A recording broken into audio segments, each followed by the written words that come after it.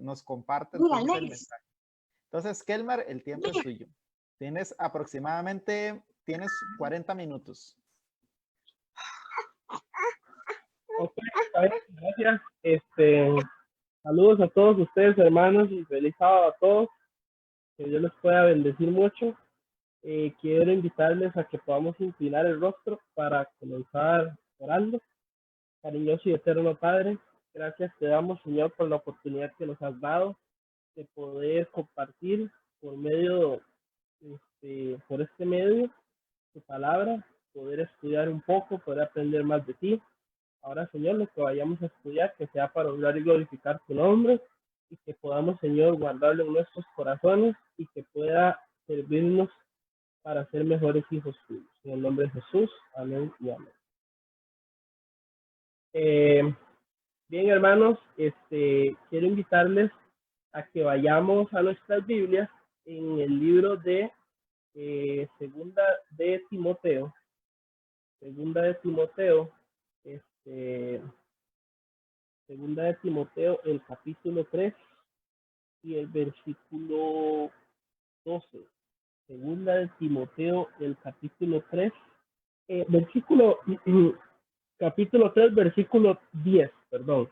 ¿Y me escuchan bien ahí? ¿Todos me escuchan bien? Sí, te escuchamos, Kelmar, adelante. Bueno, ok. En 2 Timoteo, el capítulo 3, versículo 10, nos dice lo siguiente. Pero tú has seguido mi doctrina, conducta, propósito, fe, dice entereza, amor, paciencia, persecuciones, padecimientos, con todos los que sobrevivieron con Antioquia y en Iconio, en Listra, persecuciones que sufrieron, pero todas estas nos ha librado el Señor. Ahora sigue diciendo, y también todos los que quieran vivir piamente en Cristo Jesús padecerán persecución. Ahora, quiero que recordemos este texto. Ténganlo en mente. Pero vamos a ir, para entender este texto, ¿qué es lo que nos quiere decir este versículo? Vamos a ir al libro de Apocalipsis, el capítulo 12, y vamos a estudiar un poquito el capítulo 12 de Apocalipsis, porque hay unas cosas ahí muy interesantes que hay que entender. En Apocalipsis, el capítulo 12, versículo 1, nos dice, yo quiero que usted se imagine esta escena, dice, apareció en el cielo una gran señal, una mujer vestida de sol con la luna debajo de sus pies y sobre su cabeza una corona de 12 estrellas. Estaba encinta con dolores de parto y en la angustia del alumbramiento. Entonces, hay una mujer que aparece en el cielo, tiene una corona de 12 estrellas y está embarazada. Pero no solo embarazada, sino que está a punto de dar a luz. Luego después Juan ve otra cosa, dice, otra señal también apareció en el cielo, versículo 3, un gran dragón escarlata que tenía 7 cabezas, 10 cuernos y en sus cabezas tenía 7 diademas. Su cola arrastraba la tercera parte de las estrellas del cielo y las arrojó a la tierra. Ahora, entonces hay una mujer embarazada y hay un dragón. Ahora, si usted pudiera imaginar eso, lo primero que uno pensaría es, lo que va a hacer ese dragón es devorar a la mujer. Pero el dragón no quiere devorar a la mujer. El dragón lo que quiere hacer es otra cosa. Sigue diciendo, versículo 4, su cola arrastraba la tercera parte de las estrellas del cielo y los arrojaba a la tierra. El dragón se paró frente a la mujer que estaba a dar a luz, a fin de devorar a su hijo tan pronto como naciera. El dragón estaba interesado en devorar al hijo, no a la mujer. Es decir, el interés del dragón es destruir ¿a quién? Al hijo. El dragón no le presta mucha importancia a la mujer. Él lo que quiere es devorar al hijo. Ahora, sigue diciendo en el versículo 5, nos dice aquí en el versículo 5, ella dio a luz un hijo varón que va a regir todas las naciones con vara de hierro, y su hijo fue arrebatado para Dios y para su trono. Entonces, ahora Dios le quita al hijo o le arrebata al hijo, y el dragón, ¿qué pasa con el dragón? No pudo destruir al hijo, pero el enojo o la furia del dragón es contra el hijo. Así que el dragón, como no puede dañar al hijo directamente, va a buscar la manera indirecta de destruir, de hacerle daño al hijo. Así que nos dice en el versículo 13 de Apocalipsis, el capítulo 12, nos dice, cuando el dragón vio que había sido arrojado a la tierra, persiguió a la mujer. Ahora se interesa a la mujer, que dio a luz al hijo varón, pero se le dieron a la mujer 2 alas de águila para que volara delante de la serpiente al desierto, en su lugar donde es sustentada por un tiempo y en medio de un tiempo. Versículo 14. Dice el versículo 14. Vamos a seguir acá en el versículo 17. Entonces el dragón se llenó de ira contra la mujer y se fue a hacerle guerra contra el resto de la descendencia de ella, contra los que guardan los mandamientos de Dios y tienen el testimonio de Jesucristo. Vamos a mirar. Hay una mujer, hay un dragón. La mujer está embarazada, la mujer va a dar a luz, el dragón lo que quiere es destruir al hijo, pero Dios arrebata al hijo. Así que el dragón no puede destruir al hijo, pero quiere hacerle daño al hijo indirectamente. Así que la forma de hacerle daño al hijo indirectamente es atacando a la mujer. Pero al ver él que Dios le da 2 alas de águila a la mujer, ustedes saben qué representan las alas de águila en la Biblia. Vamos a ir al libro de Éxodo, el capítulo 19. Éxodo, el capítulo 19. Y vamos a notar qué representan las alas de águila. Éxodo, el capítulo 19. Y vamos a notar en el versículo 4. Dice, vosotros visteis lo que hizo, hablando de los egipcios y el pueblo de Israel, con los egipcios, cuando os tomó sobre alas de águila y os he traído a mí. Ahora, sabemos que en el contexto de ese capítulo se está hablando de la liberación de Israel en Egipto. Es decir, que las alas de águila representan libertad. Y eso es lo que quiere decir la Biblia cuando dice que se le dio a la mujer 2 alas de águila. Está diciendo que Dios en ese momento libertó a la mujer del dragón. Pero ahora el dragón no puede hacerle daño al niño porque Dios lo arrebató. No le puede hacer daño a la mujer porque Dios le dio alas de águila. Así que, ¿qué hace el dragón? El dragón dice, sí, aunque no puedo hacerle nada a ellos, pero voy a buscar la manera de hacerles daño, indirectamente. Así que el versículo 17 nos dice que fue a hacerle guerra a los descendientes de la mujer.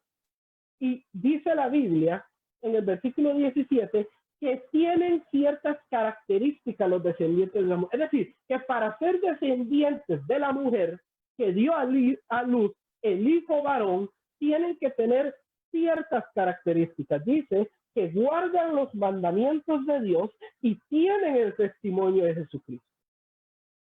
O sea, una persona que no guarda los mandamientos de Dios y no tiene el testimonio de Jesucristo no es descendiente de la mujer que dio a luz el hijo varón. Eso es lo que nos quiere decir la Biblia. Ahora, esta es la escena que nos enseña el libro de Apocalipsis capítulo 2. Pero a través de la historia, Satanás se ha disfrazado, o en la Biblia se le ha dado nombres de ciertos símbolos que él utiliza para hacerle daño a los descendientes de la mujer. Es decir, durante todas las épocas siempre ha habido grupos que guardan los mandamientos de Dios y tienen el testimonio de Jesús, es decir, que son descendientes de la mujer. Así que Satanás se va a empeñar en destruir a esas personas. ¿Con qué propósito? Hacerle daño al hijo que nació, que él no pudo hacerle nada. Hacerle daño indirectamente. Así que esto es como una guerra. Es una guerra tremenda. Una guerra donde Satanás va a hacer todo lo posible, todo lo que está en su mano, sin descartar nada, para hacerle daño a los hijos de Dios, a los descendientes de la mujer que dio ahí a luz al hijo varón. En este capítulo de Apocalipsis 12, la Biblia lo presenta como un dragón, lo presenta como la serpiente antigua y le llama Satanás también. Pero vamos a notar en la Biblia varios símbolos, diferentes símbolos que han tenido las mismas características que este dragón. Miren, característica número 1 del dragón. El dragón, en primer lugar, está en contra del gobierno de Dios. En segundo lugar, el dragón lo que tiene, lo que le molesta, lo que le incomoda realmente, es una cuestión de celos y envidia contra el Hijo de Dios. En tercer lugar, como está en contra del gobierno de Dios, está en contra de ¿qué? De la ley de Dios. Y en cuarto lugar, como está en contra del gobierno de Dios, como está en contra de la ley de Dios, va a destruir o va a tratar de destruir a todos aquel que cumpla los mandamientos de Dios y tenga el testimonio de Jesús. Es decir, todo aquel que quiera ser parte del gobierno de Dios es el enemigo número 1 del dragón. Así que vamos a anotar en el libro de Daniel, vamos a ir al libro de Daniel un momento. Daniel, el capítulo 7. Daniel, el capítulo 7, y vamos a ir al versículo 8. Daniel, el capítulo 7, versículo 8. Daniel, capítulo 7, y versículo 8. Daniel, capítulo 7, versículo 8. En Daniel, el capítulo 7, se le da a Daniel un sueño. Ese sueño básicamente tiene varios símbolos, pero entre esos símbolos hay un símbolo que destaca, un símbolo que es diferente a todos los demás. Hablando de ese símbolo, en Daniel el capítulo 7, versículo 8 dice: mientras yo contemplaba los cuernos, otro cuerno pequeño salió entre ellos. Delante de él fueron arrancados 3 cuernos de los primeros. Este cuerno tenía ojos como de hombre y una boca que hablaba con gran insolencia. Entonces este cuerno que se le llama el cuerno pequeño, tenía ojos y hablaba con gran insolencia. La pregunta del millón es, ¿qué es lo que hablaba con gran insolencia? Muy interesante, ¿no? Vamos a ir al versículo 25. Daniel, el capítulo 8, versículo 25 dice, versículo 25 nos va a decir qué es lo que hablaba este cuerno pequeño. Dice, hablará palabras contra el Altísimo y a los santos del Altísimo quebrantará y pensará en cambiar los tiempos y la ley y serán entregados en sus manos hasta tiempo y en medio de un tiempo. ¿Qué fue lo que hizo el cuerno pequeño? Habló insolencia. Las insolencias que habló fue que habló palabras contra el Altísimo. Pregunta, ¿ese cuerno pequeño está en contra del gobierno de Dios? Claro que sí, porque está hablando en contra del Altísimo. Dice que a los santos del Altísimo quebrantará. ¿Quiere destruir a los hijos de Dios o a las personas que siguen el gobierno de Dios? Claro que sí. Dice que intentará cambiar los tiempos y la ley, es decir, está en contra de la ley de Dios. Y cuando dice ahí que intentará cambiar los tiempos, A veces la gente dice, bueno, es que la Biblia dice que el día se termina a las 6 de la tarde, entra en su parte oscura y comienza el otro día, y ahora la gente cree que es a las 12 de la noche. Miren, ese asunto, bueno, no hay que descartarlo, podría ser parte de, pero eso va más allá de eso. El asunto de cambiar los tiempos aquí es que Dios tiene en su calendario profético los tiempos de los cumplimientos de cada una de las profecías. Este cuerno pequeño lo que va a intentar hacer es enredar a la gente, de tratar de cambiar los tiempos en el sentido de cuando se cumple una profecía, él hace que la gente crea que no fue eso, que fue otra cosa que se cumplió. Cualquier cosa absurda se inventa para que la gente no entienda los tiempos en que estamos viviendo. Ese es el punto de este texto. Así que la Biblia nos dice que este cuerno pequeño primero está en contra del gobierno de Dios, está en contra de la ley de Dios, quiere destruir a los hijos de Dios y habla insolencias contra Dios. Las mismas características del dragón de Apocalipsis del capítulo 12. Es decir, que este símbolo es un símbolo de la revelación del gobierno de Satanás para destruir a los hijos de Dios. Y dice la Biblia que será entregado en sus manos tiempo y en medio de un tiempo. Es decir, que durante mucho tiempo él en sus manos serían entregado todas esas cosas que él quería hacer. La Biblia también nos habla sobre otro símbolo más que está en Segunda de Tesalonicenses. Segunda de Tesalonicenses, el capítulo 3 y el versículo 4. Se le llama el hijo del pecado. El hijo del pecado se le llama.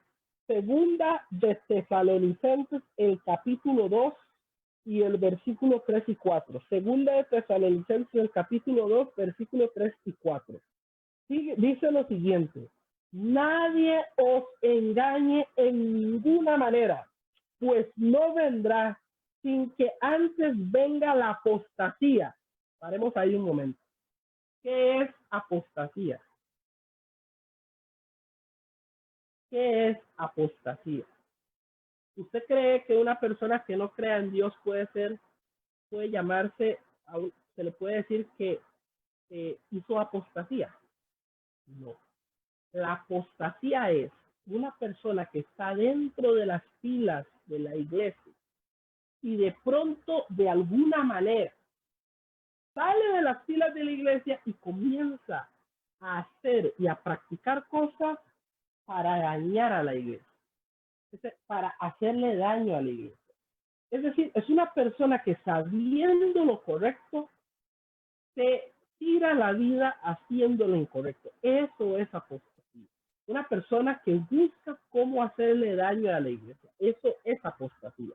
Así que aquí dice que vendrá la apostasía, es decir, alguien de las filas que iba a estar en las filas de la verdad por un tiempo, o creyendo que estuvo en la verdad por un tiempo, iba a salirse, iba a tratar de hacerle daño a la iglesia. Y dice, y se manifestará el hijo de pecado, el hijo de la perdición.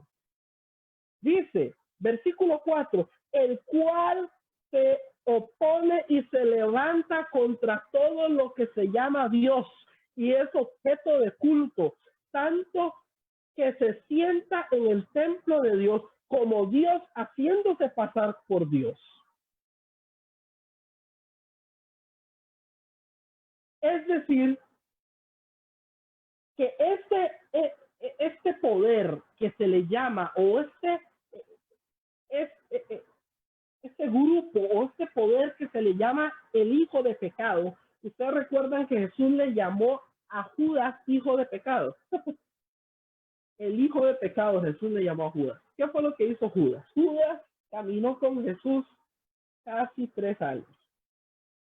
Y después de los 3 años, al final lo vendió por plata y con un beso. Eso es apostasía.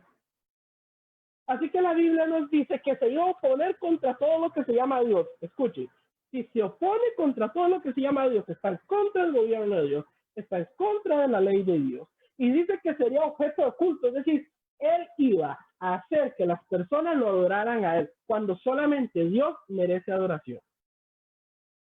y dice que se iba a hacer pasar por Dios. Y vean, cualquier persona que se oponga al gobierno de este hijo de la perdición iba a ser destruido. Es decir, que cualquier persona que practicara la verdadera, las verdaderas leyes de Dios iba a ser destruida. Así que, en una forma muy sutil, la Biblia nos dice que este poder iba también a tratar de destruir a los hijos de Dios. Pero hay otro más. Ese no es todo. Vamos a ir al libro de Apocalipsis, el capítulo 13. Hay otro más. Apocalipsis, el capítulo 13 y el versículo 4 al 7. Apocalipsis, el capítulo 13 y el versículo 4 al 7. Dice la Biblia, hablando de un poder que se le llama la bestia. Un poder que tiene las características de todos los símbolos que salieron en el libro de Daniel, el capítulo 7. Y dice la Biblia que en el versículo 4, y adoraron al dragón. ¿Aquí? ¿Cuál dragón creen ustedes? El mismo dragón de Apocalipsis, el capítulo 12. Dice que había dado autoridad a la bestia. Y adoraron a la bestia diciendo, ¿quién como la bestia? ¿Quién puede luchar contra ella? Y también se le dio una boca que hablaba con arrogancia. ¿Recuerdan eso de lo que hacía el cuerno pequeño? Dice, y blasfemia. Pregunta, ¿qué es blasfemia? ¿Qué significa la palabra blasfemia? Creerse como Dios o tener los poderes de Dios. Es correcto. Vamos a leerlo lo que dice la Biblia. Lucas, el capítulo 5 y el versículo 20 al 21. Lucas, el capítulo 5 y el versículo 20 al 21. ¿Qué nos dice el libro de Lucas sobre la palabra blasfemia? Capítulo 5 de Lucas, versículo 20 al 21. Dice en el versículo 20. Él se fue y comenzaron a publicar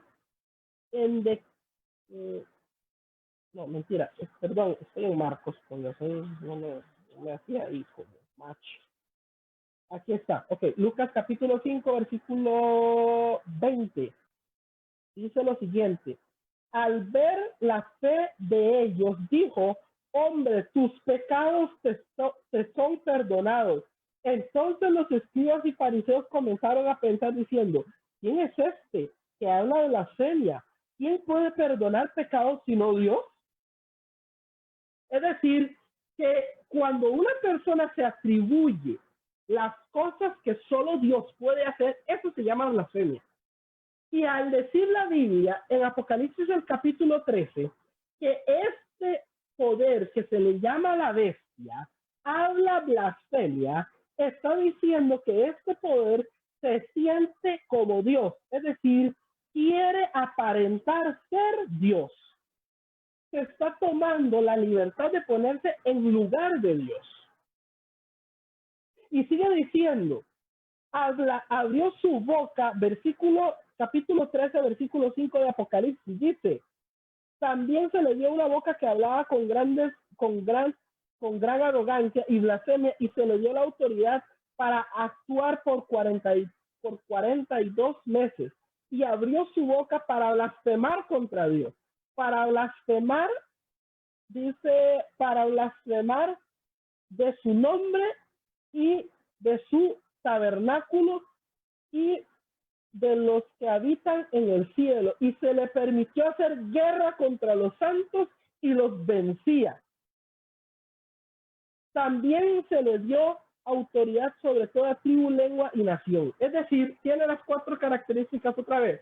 Está en contra del gobierno de Dios, está en contra de la ley de Dios, quiere destruir a los hijos de Dios, y escuche bien, también este poder se siente que Él es Dios. Miren, Pero yo quiero aclarar una cosa en todo esto. Escuchen bien. Todas estas cosas de que quieren destruir a los santos, de que quieren atacar a los hijos de Dios, no nos quieren atacar porque nosotros tengamos algo así como importante en nosotros, como que nosotros fuéramos tan importantes, tan indispensables que nos quieren destruir. No, no, no, no, no. No es por nosotros. Es porque nosotros seguimos el gobierno de Dios. Es decir, nos quiere destruir porque nosotros seguimos el gobierno de Dios. Es decir, que lo que a él le importa es hacerle daño a Dios. Y de esa manera, indirectamente le hace daño a Dios. Lo que quiero recalcar aquí es que a Satanás no le importa para nada las personas que no creen en Dios. Para nada, porque él dice, ¿qué puedo yo ganar atacando a las personas que no creen en Dios?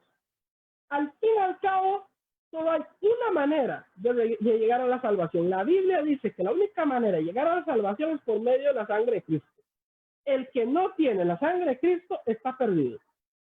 Así que él va a atacar a las personas que creen en Dios y que creen que la sangre de Cristo los va a salvar.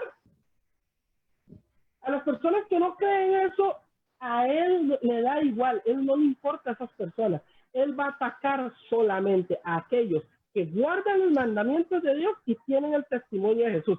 Solamente a las personas que quieren cumplir con el gobierno de Dios. Ese es el problema de él, el gobierno de Dios.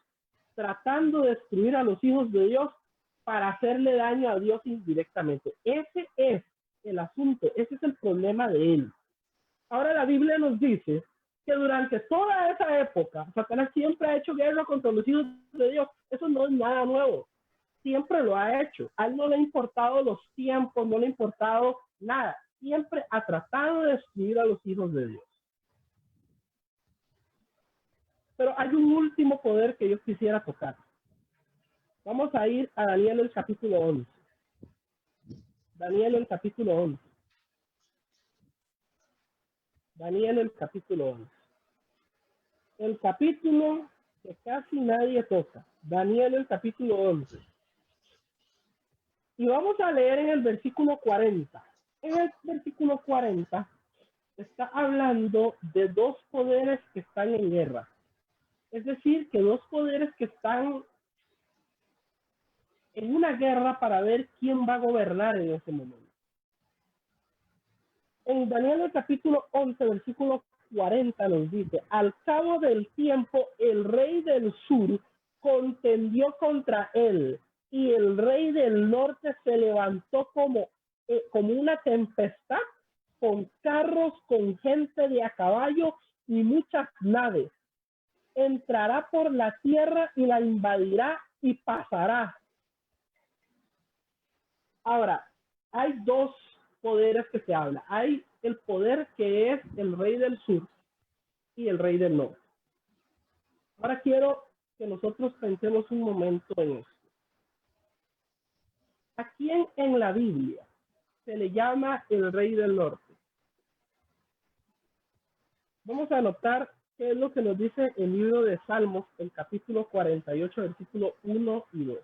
Salmos, el capítulo 48 y el versículo 1 y 2. Salmo, el capítulo 48, versículo 1 y 2. Dice, grande es Jehová y digno de ser en grande manera alabado a la ciudad de nuestro Dios.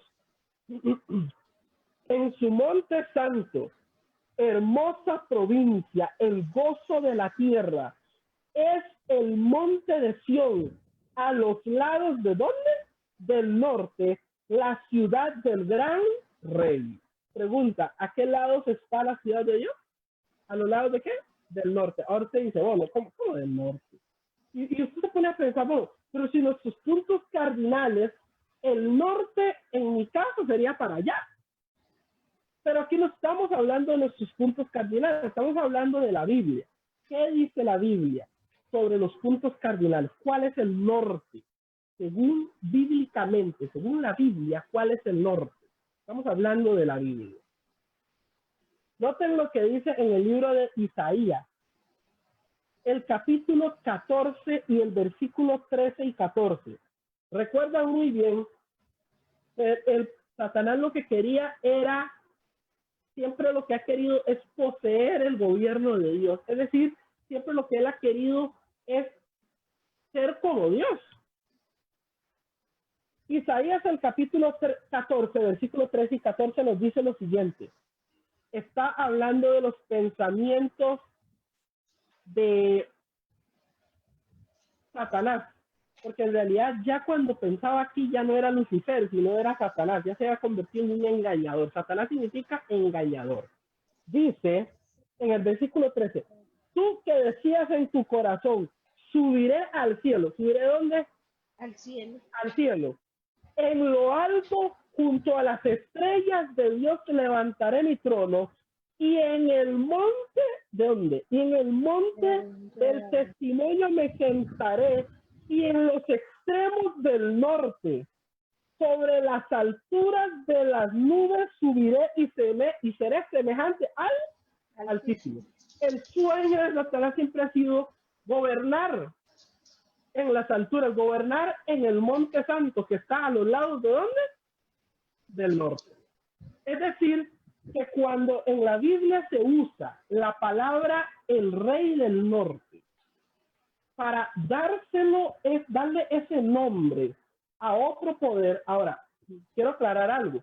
En ese tiempo la gente consideraba a ciertos poderes reyes del norte porque entraban por el lado del norte para invadirlos.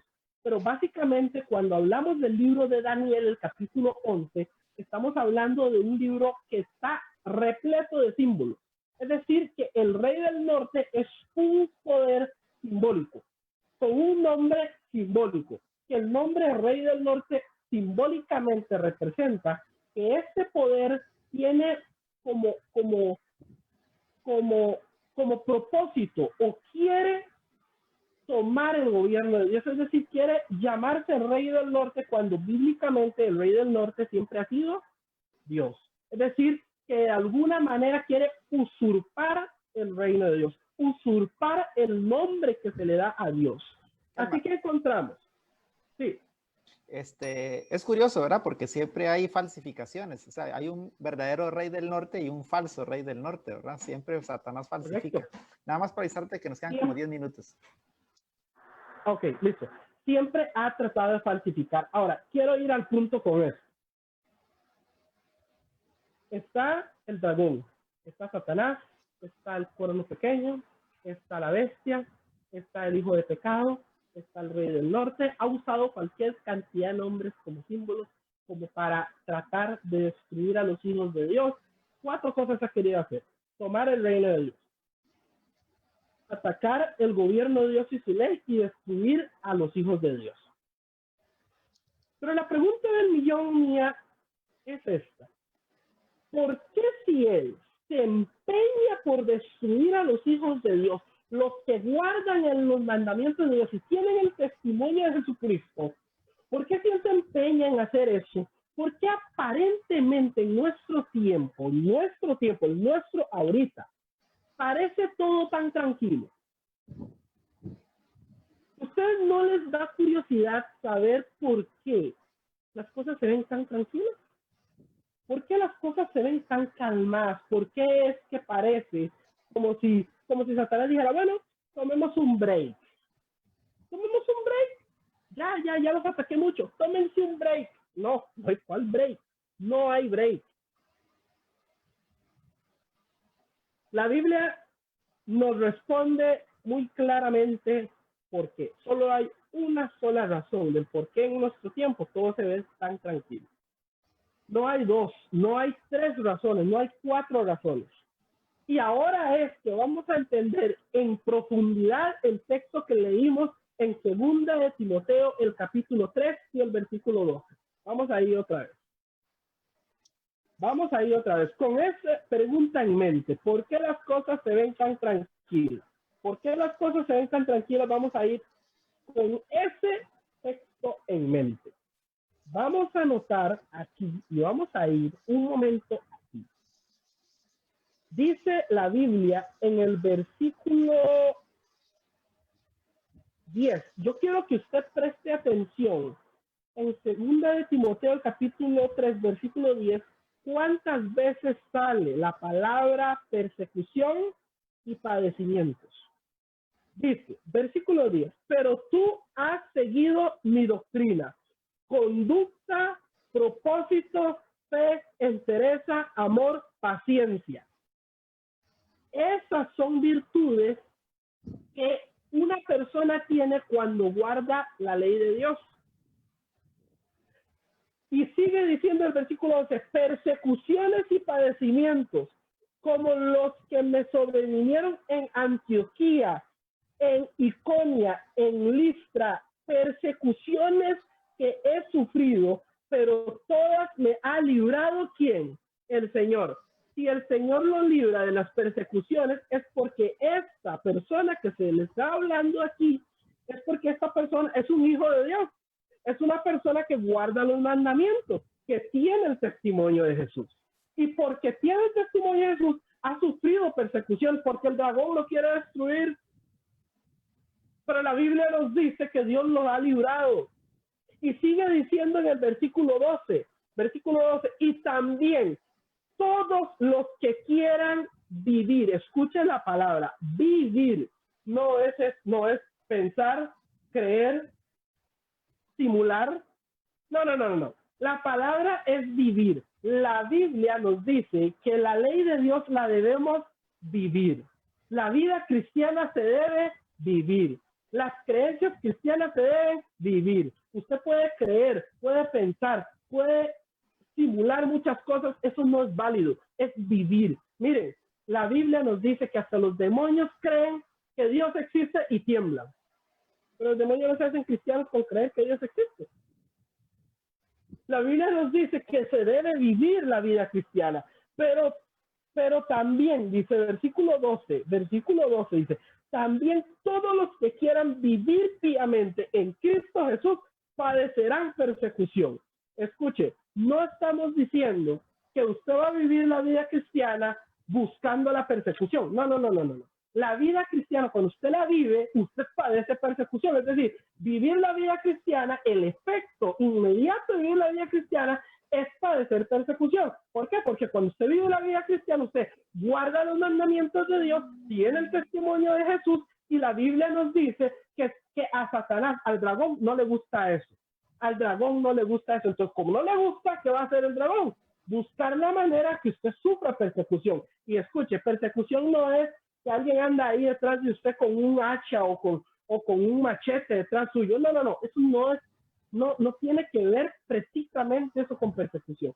Persecución quiere decir que cuando usted quiera cumplir la palabra de Dios, puede ser que su familia, su jefe, sus amigos, sus hermanos estén en contra suyo. Eso es parte de la persecución también. Ahora, para concluir este texto, que ustedes podrían decir, bueno, podría ser, pero hay algunas dudas. Vamos a leer el comentario que da los escritos inspirados por Dios del espíritu de profecía. ¿Qué dice el espíritu de profecía sobre este texto en sí? Voy a leerlo, así que yo creo que se va a desactivar el video. Vamos a ver acá. Esto está en Conflicto de los Siglos, capítulo 56. Está en la página, página 52, en el verso 3. Hablando de 2 de Timoteo, el capítulo 3, versículo 12, dice. Dice acá, el apóstol Pablo declara, todos los que quieran vivir piamente en Cristo Jesús padecerán persecución. Cita el texto. ¿Por qué entonces parece adormecida la persecución en nuestros días? Esa es la pregunta que nos hicimos anteriormente. Y ahora escuche la respuesta. El único motivo, ¿cuántos motivos hay? Único es uno. Dice, el único motivo es que la iglesia se ha conformado a las reglas del mundo. Por lo tanto, no despierta oposición. La religión que se profesa hoy no tiene el carácter puro y santo y distinguido de la fe cristiana de los días de Cristo y sus apóstoles. El cristianismo es aparentemente tan solo popular en el mundo. Ello se debe tan solo al espíritu de transigencia con el pecado, a que las grandes verdades de la palabra de Dios son miradas con indiferencia y la poca piedad vital que hay en la iglesia. Ahora nos da un consejo. Y yo quisiera decirles que este no es solamente un consejo, sino una llamada de atención para la iglesia. Dice, revívase la fe y el poder de la iglesia primitiva, y el espíritu de persecución revivirá también, y el fuego de la persecución volverá a encenderse. El único motivo del cual es que todo parece tan tranquilo hoy, y no lo digo yo, lo dice el espíritu de profecía, dice que es porque la iglesia se ha vuelto transigente con el pecado. Y escuche, transigente con el pecado quiere decir es que nosotros a veces nos ponemos a limitar las cosas, nos ponemos a justificar las cosas, a darle una doble explicación a las cosas, a buscar una manera de que las cosas no parezcan tan dañinas para la espiritualidad de cada uno de nosotros. Eso es lo que nos quiere decir la Biblia. La Biblia nos dice que si nosotros vivimos piamente en Cristo Jesús, padeceremos persecución. Así que, hermanos, yo quisiera invitarles a que podamos nosotros volver a revivir ese fuego en nuestra vida, a revivir esa espiritualidad real, esa espiritualidad donde realmente las personas en el mundo puedan ver la iglesia y puedan vernos a nosotros como individuos y decir, realmente este refleja un carácter cristiano, un carácter que realmente que parece que nos quiere dar un ejemplo como Jesús dio el ejemplo en sus tiempos, como los apóstoles dieron el ejemplo en sus tiempos. Y no hacemos eso para que nos den persecución, sino hacemos eso porque amamos a Dios, porque realmente sentimos que Dios ha hecho muchísimas cosas por nosotros y lo menos que podríamos hacer nosotros es devolver el amor a Dios cumpliendo su palabra. Porque la Biblia nos dice, si me amáis, guardáis mis mandamientos. Amén. No sé si puedo hacer la oración o van a cantar algún himno. Vamos a poner un canto y la oración final. ¿Las tendrías vos? Listo. Ok. Bueno, hermanos, vamos a compartir todos juntos un canto que nos recuerda la pronta venida del Señor y que debemos de estar listos para ese día. Cuando suene la trompeta en el día del Señor.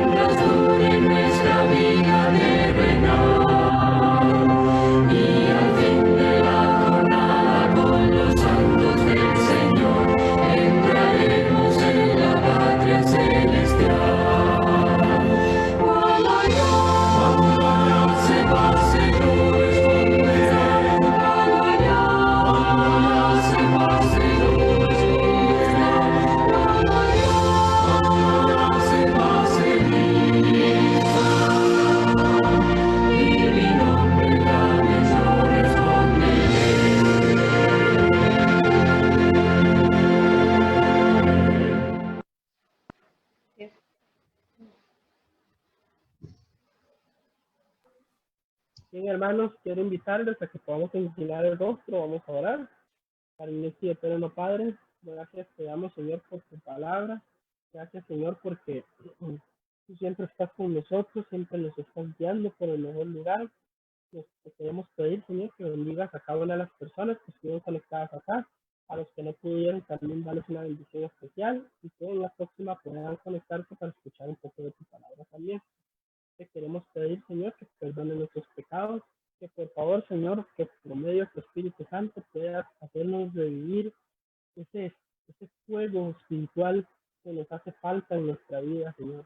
No para que tengamos persecución, Señor, porque sabemos que eso tarde o temprano pues irá a pasar. Y no, Señor, para que podamos reflejar tu amor al mundo, para que podamos, Señor, demostrar, cumpliendo tu palabra, guardando tus mandamientos, que realmente te amamos. También te pedimos, Señor, por esta situación que está pasando por todo el mundo, que tú, Señor, pueda darle mucha sabiduría a cada uno de los médicos y personas que están trabajando para solucionar esta situación, para que podamos, Señor, tener una pronta solución y podamos regresar, Señor, a adorar tu palabra en tu iglesia. Gracias, Señor, por tu amor y tu misericordia, en el nombre de Jesús. Amén. Amén. Amén. Muchas gracias, hermano Kelmar, por compartir en esta mañana un tema tan importante. Es cómo prepararnos para la segunda venida de Jesús y saber de que a pesar de que estemos dentro de la iglesia, que creamos en su segunda venida, si no lo creemos de corazón y si no lo practicamos, de nada nos va a valer conocerlo y saberlo, así como nos decía nuestro hermano Kelmar. Así que, hermanos, muchas gracias por estar esta mañana con su iglesia, La Hermosa Online.